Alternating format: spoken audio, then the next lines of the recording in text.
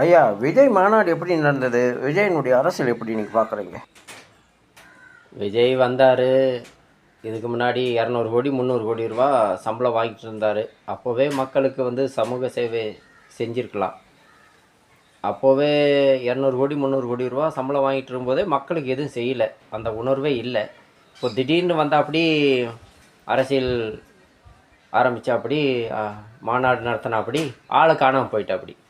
நான் கூட பாவம் பரந்தூர் விமான நிலையம் இது மாதிரி மதுரையில் விமான நிலைய விரிவாக்கம், மீத்தேன் ஈத்தேனுக்கு இது மாதிரி கன்னியாகுமரியில் மலையெல்லாம் குடஞ்சி ஆட்டையம் போடுறானுங்க, அதுக்கெல்லாம் போய் போராடுவார்னு நினச்சேன்.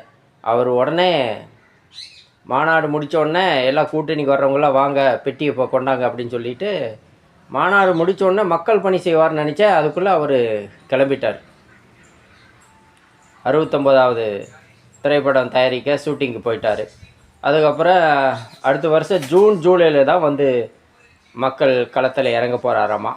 அப்படிங்கும்போது இவனுங்கெல்லாம் வந்து இந்த கூத்தாடிங்கெல்லாம் வந்து மக்களுக்காக பாடுபடுறோம் எவனுமே இல்லை. அவன் சம்பாதிக்க தான் இருக்கிறான். இந்த ரசிகர் கூட்டம் குஞ்சுகள் அவன் பின்னாடி போயிட்டு தளபதிங்கிறாங்க.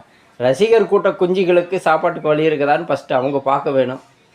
இது தமிழ் தேசியம் உண்டான நிலம், இது தமிழருக்காக பேசக்கூடிய நிலம் இருந்தால் பரவாயில்ல. அவன் வரும்போதே திராவிடத்தை தான் ஏந்திட்டு வரான். சரிங்க.